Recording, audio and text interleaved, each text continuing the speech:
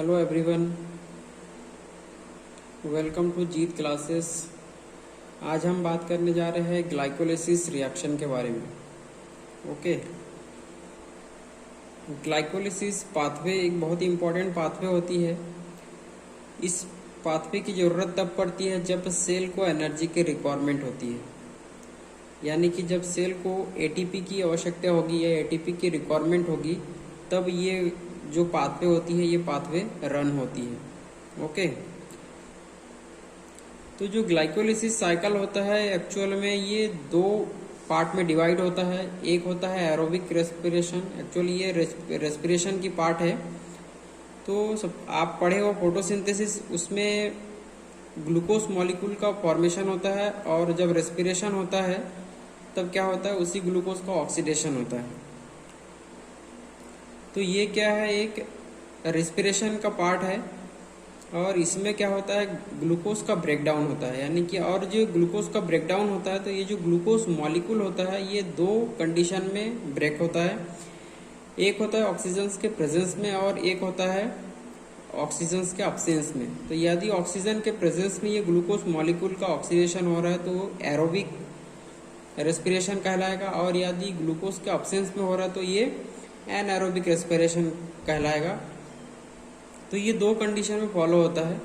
Okay, और ये क्या है, मेटाबॉलिज्म का पार्ट है। तो मेटाबॉलिज्म में ये कैटाबॉलिज्म का पार्ट है एक्चुअल में। एनाबॉलिज्म हम यहाँ पर नहीं देख रहे हैं। मेटाबॉलिज्म में एक होता है एनाबॉलिज्म, दूसरा होता है कैटाबॉलिज्म। तो एनाबॉलिज्म का मतलब होता है किसी भी चीज़ का फॉर्मेशन होना या किसी न्यू प्रोडक्ट का फॉर्मेशन होना, और जब वो प्रोडक्ट बन जाता है तब यदि उसका कैटाबॉलिज्म होता है तो वो जो कंडीशन होते हैं तो उस कंडीशन को हम यहाँ पर देख रहे हैं। तो एक्चुअल में एक कैटाबॉलिज्म का पार्ट है। ओके, तो यहाँ पर जो ग्लाइकोलिसिस है, ग्लाइकोलिसिस का मतलब होता है शुगर या ग्लूकोज मॉलिक्यूल, और लाइसिस का मतलब होता है ब्रेकडाउन। ओके, यानी कि यहाँ पर शुगर मॉलिक्यूल का ब्रेकडाउन होने वाला है। इसका जो प्लेस होता है ये साइटोप्लाज्म में होता है या साइटोसोल आप बोल सकते हो। तो ये कुछ बेसिक आइडिया है ग्लाइकोलिसिस रिएक्शन के बारे में। तो यहाँ पर जो शुगर है हमारा वो हेक्सो शुगर है, क्योंकि ये 6 कार्बन से बना हुआ एक मॉलिक्यूल है। तो ग्लूकोज यहाँ पर आप देख रहे हो, यहाँ पर ग्लूकोज मॉलिक्यूल है, यहाँ पर ग्लूकोज मॉलिक्यूल 6 कार्बन का बना हुआ है, यानी कि हेक्सो शुगर है। ओके, तो ग्लूकोज से ग्लूकोज 6 फॉस्फेट यहाँ पर बन रहा है। सबसे पहला स्टेप, ये जो ग्लाइकोलिसिस होता है ये 10 स्टेप्स में कंप्लीट होता है। ये जो पाथवे है 10 स्टेप्स में क्या होता है, ये कंप्लीट होता है। तो पहला स्टेप क्या है, ग्लूकोज से ग्लूकोज 6 फॉस्फेट बन रहा है यहाँ पर। जब ग्लूकोज से ग्लूकोज 6 फॉस्फेट बन रहा है तो यहाँ पर एटीपी का यूज हो रहा है, और एटीपी का यूज हो रहा है और यहाँ पर एडीपी बाहर निकाल रहा है।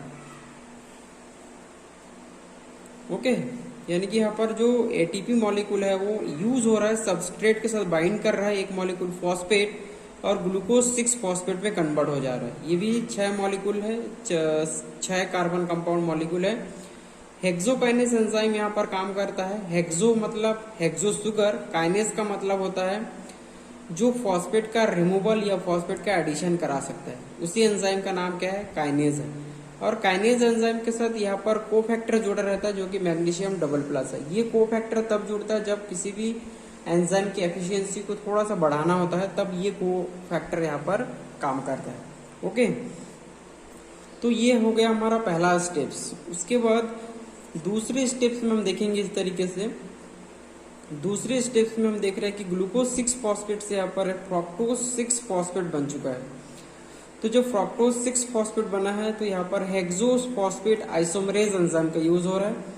आइसोमरेज एंजाइम का यूज इसीलिए हो रहा है क्योंकि यहाँ पर ग्लूकोज 6 फॉस्फेट और फ्रक्टोज 6 फॉस्फेट एक दूसरे के आइसोमर है, यानी कि इनकी जो केमिकल स्ट्रक्चर है या केमिकल फॉर्मूला है वो सेम है, लेकिन इनका जो मॉलिकुलर स्ट्रक्चर है वो क्या है, डिफरेंट है। लेकिन ये एक दूसरे की क्या है, आइसोमर है। और ये जो सेकेंड स्टेप होता है यहाँ पर क्या होगा, ये रिवर्सिबल रिएक्शन होगा। यहाँ पर आप देख पा रहे हो कि यहाँ पर 2 एरो मैंने लगाया है, यानी कि ये रिवर्सिबल हो सकता है। उसके बाद जब फ्रक्टोज 1,6 बाइफॉस्फेट से जब फ्रक्टोज 1,6 बीस फॉस्फेट यहाँ पर बन रहा है, फ्रक्टोज 6 फॉस्फेट से फ्रक्टोज 1,6 बीस फॉस्फेट यहाँ पर बन रहा है। तो यहाँ पर फिर से एटीपी का यूज हो रहा है और ये एटीपी का यूज हो रहा है और यहाँ पर एडीपी के फॉर्म में बाहर निकल जा रहा है। ओके, और यहाँ पर जो एंजाइम है उसका नाम है फॉस्फोफ्रक्टोकाइनेज। इसका नाम क्या है? फॉस्फोफ्रक्टोकाइनेज। ये पूरे ग्लाइकोलिसिस साइकिल का की स्टेप्स माना जाता है, जो 3rd नंबर रिएक्शन होता है, क्योंकि एक बार फ्रक्टोज 1,6 बाइफॉस्फेट बन जाता है तो इसका मतलब है कि ये रिएक्शन क्या होगा, आगे की तरफ फॉरवर्ड होगा, यानी कि ग्लाइकोलिसिस साइकिल पूरा कंप्लीट होगा। ओके, उसके बाद यहाँ पर आप देख पा रहे हो जो फ्रक्टोज 1,6 बाइफॉस्फेट है, ये फ्रक्टोज 1,6 बाइफॉस्फेट दो यूनिट में यहाँ पर बढ़ रहा है। एक है ग्लिसरील्डिहाइड 3 फॉस्फेट और दूसरा है DHAP यानी कि डाईहाइड्रोक्सी एसीटोन फॉस्फेट, जो कि 3-3 कार्बन कंपाउंड है। 3-3 कार्बन कंपाउंड का मॉलिक्यूल यहाँ पर है। तो आप यहाँ पर देख पा रहे हो कि सबसे पहला जो स्टेप्स है ग्लूकोज, यानी कि फर्स्ट से लेकर के फोर्थ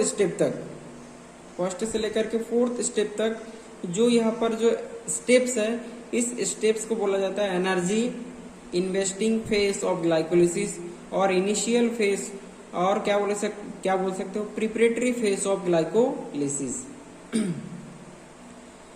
क्योंकि यहाँ पर एटीपी का यूज हो रहा है और यहाँ पर जो ग्लाइकोलिसिस आगे पाथवे रन होगा तो उस पाथवे के लिए क्या होता है, प्रिपेयर करता है, इसीलिए और ये इनिशियल फेज कहलाता है। और यहाँ पर एनर्जी क्या होता है, कंज्यूम होता है। ओके, यहाँ पर एनर्जी यूटिलाइज होता है, इसीलिए इसको एनर्जी इन्वेस्टिंग फेज भी कहा जाता है। ओके, अब हम यहाँ पर आगे देख रहे हैं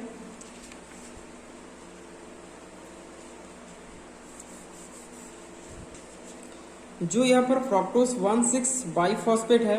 ये फ्रक्टोज 1,6 बाइफॉस्फेट 2 यूनिट में बढ़ चुका है, ग्लिसरील्डेट 3 फॉस्फेट और DHAP डाईहाइड्रोक्सी एसीटोन फॉस्फेट। अब क्या होगा, यहाँ पर जो ग्लिसरील्डेट 3 फॉस्फेट है ये एक मॉलिक्यूल है, उसके बाद DHAP ये दूसरा मॉलिक्यूल है। तो क्या होगा, DHAP फिर वापस किसमें कन्वर्ट हो जाएगा, ग्लिसरील्डिहाइड 3 फॉस्फेट में। तो यहाँ पर जो एंजाइम का यूज होगा उस एंजाइम का नाम है triose phosphate isomerase. Okay, fructose 1,6 biphosphate से जब ये 2 मॉलिक्यूल बन रहा है तो उसमें जो एंजाइम यूज हो रहा है उसका नाम है एल्डोलेस एंजाइम। और यहाँ पर DHAP से ग्लिसरील्डेट 3 फॉस्फेट बन रहा है तो वहां पर जो एंजाइम का यूज हो रहा है उस एंजाइम का नाम है ट्राइओस फॉस्फेट आइसोमरेज। क्योंकि DHAP और ग्लिसरील्डेट 3 फॉस्फेट एक दूसरे के क्या है, आइसोमर है और 3-3 कार्बन कंपाउंड। ओके, उसके बाद अब ये क्या है, ग्लिसरील्डेट 3 फॉस्फेट क्या है, 2 मॉलिक्यूल बन चुका है, 3 कार्बन कंपाउंड है। तो हमने यहाँ पर क्या कर दिया, 2 से मल्टीप्लाई कर दिया, यानी कि आगे की जितने सारे भी स्टेप्स होंगे सब में 2 से मल्टीप्लाई करना होगा, क्योंकि सबका 2-2 मॉलिक्यूल लेके हम यहाँ पर चल रहे हैं। ओके, अब यहाँ पर क्या हो रहा है, ग्लिसरील्डेट 3 फॉस्फेट से क्या बनेगा, यहाँ पर ग्लिसरील्डिहाइड 1,3 बिस फॉस्फेट, जो कि 3 कार्बन कंपाउंड है। यहाँ पर क्या हो रहा है, एक फॉस्फेट का एडिशन और हो रहा है। यहाँ पर क्या हो रहा है, एक फॉस्फेट का एडिशन और हो रहा है। यहाँ पर मैंने एक फॉस्फेट लगाया है, तो आप यहाँ पर 2 फॉस्फेट कर देना, क्योंकि मॉलिक्यूल हम 2 लेके चल रहे हैं। ओके, 2 मॉलिक्यूल यहाँ पर लेके चल रहे हैं, तो यहाँ पर 2 फॉस्फेट का एडिशन होगा। यहाँ पर NAD का यूज होगा, 2 मॉलिक्यूल NAD यूज होगा और 2 मॉलिक्यूल NADH2 यहाँ पर बाहर निकलेगी। एंजाइम कौन सा यूज होगा, यहाँ पर ग्लिसरील्डिहाइड 3 phosphate dehydrogenase enzyme. Dehydrogenase enzyme का काम होता है सबस्ट्रेट से प्रोटॉन, यानी कि जो प्रोटॉन बोल सकते हो, या हाइड्रोजन को क्या करता है, रिमूव करता है और NAD के साथ क्या कर देता है, जोड़ देता है। तो वो कौन सा एंजाइम कहलाएगा, डीहाइड्रोजनेस। ओके, हाइड्रोजन को क्या होता है, यहाँ पर लिसिस होता है, यानी कि जो सबस्ट्रेट में जो हाइड्रोजन था उसी हाइड्रोजन को क्या कर रहे हैं, यहाँ पर बाहर निकाल दे रहे हैं। ओके, तो इस तरीके से आप देख सकते हो।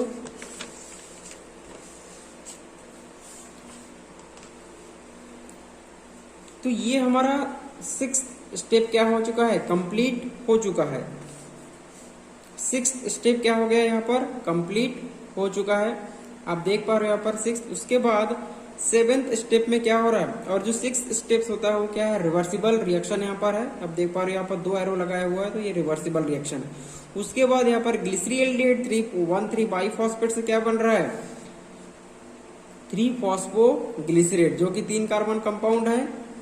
क्या बन रहा है यहाँ पर 3 फॉस्फोग्लिसरेट बन रहा है और यहाँ पर क्या यूज हो रहा है, एडीपी का यूज हो रहा है और यहाँ पर एटीपी बाहर निकाल रहा है।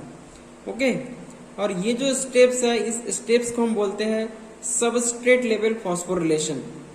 क्या बोला जाता है इसको, सबस्ट्रेट लेवल फॉस्फोरिलेशन, यानी कि ये सबस्ट्रेट है। यहाँ पर सबस्ट्रेट क्या है हमारा, ग्लिसरील्डेट 1,3 बाइफॉस्फेट। इसी फॉस्फेट, यहाँ पर 2 फॉस्फेट है तो 2 फॉस्फेट क्या हो जाएगा, यहाँ से बाहर निकल जाएगा यहाँ पर। ओके, यहाँ से फॉस्फेट का क्या होगा, रिमूवल होगा। तो जिस भी स्टेप्स में क्या होगा, जिस भी स्टेप्स में सबस्ट्रेट से यदि फॉस्फेट ग्रुप का रिमूवल हो रहा है तो वो जो स्टेप्स होगा वो क्या कहलाएगा, सबस्ट्रेट लेवल फॉस्फोरिलेशन। ओके, तो ये सबस्ट्रेट लेवल फॉस्फोरिलेशन हो जाएगा।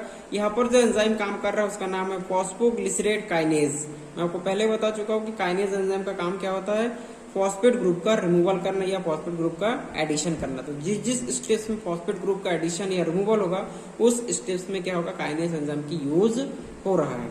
ओके, यहाँ तक क्लियर है। उसके बाद यहाँ पर 3 फॉस्फोग्लिसरेट बन चुका है और ये क्या है, नॉन रिवर्सिबल रिएक्शन है यार, ये इरिवर्सिबल है। उसके बाद जो 3 फॉस्फोग्लिसरेट है, 3 फॉस्फोग्लिसरेट से यहाँ पर 2 फॉस्फोग्लिसरेट में चेंज होगा। यहाँ पर कुछ चेंजेस नहीं हो रहा है, सिर्फ फॉस्फेट का क्या हो रहा है, पोजीशन चेंज हो रहा है। यहाँ पर 3 फॉस्फेट, यानी कि ये जो 3 फॉस्फोग्लिसरेट यहाँ पर है, उसमें जो तीसरा कार्बन पे क्या था, फॉस्फेट था। अब यहाँ पर 2 फॉस्फोग्लिसरेट यानी कि दूसरा कार्बन पे क्या जुड़ गया है, फॉस्फेट ग्रुप जुड़ गया। और ये फॉस्फेट का जो पोजीशन है उसको चेंज करने के लिए म्यूटेज एंजाइम क्या होता है, रिस्पॉन्सिबल होता है। तो यहाँ पर फॉस्फोग्लिसरेट म्यूटेज एंजाइम काम कर रहा है और ये क्या है, रिवर्सिबल रिएक्शन है। अब यहाँ पर क्या बन गया, 2 फॉस्फोग्लिसरेट से यहाँ पर फॉस्फोइनोल पायरुवेट बन रहा है जो कि 3 कार्बन कंपाउंड है। तो यहाँ पर फॉस्फोइनोल पायरुवेट जब बन रहा है तो यहाँ पर जो एंजाइम है उसका नाम है इनोलेज एंजाइम। इनोलेज एंजाइम क्या करता है, जो 2 फॉस्फोग्लिसरेट है यहाँ से वाटर मॉलिक्यूल का रिमूवल करता है। ओके, वाटर मॉलिक्यूल का क्या करता है, ऐसे रिमूवल करता है और यहाँ पर फॉस्फोइनोल पायरुवेट बन जाता है। अब ये जो फॉस्फोइनोल पायरुवेट है ये क्या है, लास्ट स्टेप है ग्लाइकोलिसिस का। फॉस्फोइनोल पायरुवेट से क्या बन जाएगा, पायरुवेट यहाँ पर बनेगा, या आप बोल सकते हो कि पायरुविक एसिड जो कि 3 कार्बन कंपाउंड है। यहाँ पर क्या होगा, एडीपी का यूज होगा फिर से और ये एटीपी में कन्वर्ट हो जाएगा। यानी कि ये जो 10वां स्टेप्स है ये भी क्या है, सबस्ट्रेट लेवल फॉस्फोरिलेशन कहलाएगा। या यहाँ पर जो एंजाइम का यूज हो रहा है उसका नाम है पायरुवेट काइनेज। तो ये था पूरा ग्लाइकोलिसिस साइकिल 10 स्टेप्स में किस तरीके से कंप्लीट होता है उसके बारे में डिटेल पढ़ ली है।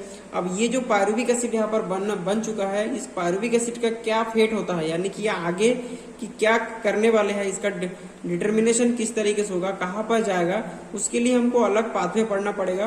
तो ग्लाइकोलिसिस में क्या होता है, ग्लूकोज मॉलिक्यूल से क्या बनता है, पायरुविक एसिड का फॉर्मेशन होता है। ओके, और यहाँ पर आप देख रहे हो कि जो 6th स्टेप से लेकर के यहाँ पर आप देख रहे हो कि 6th स्टेप से लेकर के यहाँ पर लास्ट जो पायरुविक एसिड यानी कि 10 स्टेप्स तक जो बना हुआ है उसको बोलते हैं energy conserving phase of glycolysis. Energy conserving phase of glycolysis. यहाँ पर क्या होता है, एनर्जी का कंजर्वेशन होता है, यानी कि यहाँ पर एनर्जी बन रहा है। पहले स्टेप्स में एनर्जी यूज हो रहा था और कंज्यूम हो रहा था, लेकिन इस स्टेप्स में क्या हो रहा है, एनर्जी रिलीज हो रहा है, इसलिए यहाँ पर कंज्यूम हो रहा है एनर्जी और इसको पे ऑफ एनर्जी फेज कहते हैं। इसमें क्या होता है, एनर्जी गिव्स करता है, यानी कि एनर्जी यहाँ पर रिलीज होता है। तो इस तरीके से ग्लाइकोलिसिस में यहाँ पर एनर्जी का यूज आप देख पा रहे हैं। यहाँ पर इस तरीके से यहाँ पर एनर्जी बना है, यहाँ पर एटीपी बना है, यहाँ पर एटीपी बना है। तो इस तरीके से यहाँ पर ये जो फेज होते हैं ये एनर्जी कंजर्विंग फेज है, यहाँ पर एनर्जी का प्रोडक्शन होता है। तो पूरे ग्लाइकोलिसिस में कितने एनर्जी का यूज, कितने एटीपी का फॉर्मेशन हुआ है उसको हम यहाँ पर एक बॉक्स में डिटेल से देखते हैं। 4 एटीपी डायरेक्ट मिला है, आप देख पा रहे हो 7 स्टेप्स, और आपका जो 10 स्टेप्स है वहां पर डायरेक्ट 4 एटीपी का फॉर्मेशन हुआ है। और आपका जो 6th स्टेप है वहां पर 2 मॉलिक्यूल क्या बना है एनएडी क्या बना है, वहां पर NADH2 बना है। यहाँ पर देख पा रहे हो जो हमारा 6th स्टेप है वहां पर क्या बना है, NADH2 बना है। तो 2 मॉलिक्यूल सिर्फ यहाँ पर NADH2 बना है, 4 मॉलिक्यूल ATP बना है। तो टोटल कितना ATP बना है, एक मॉलिक्यूल NADH का ब्रेकडाउन होता है यानी ऑक्सीडेशन होता है तो 2.5 ATP का प्रोडक्शन होता है।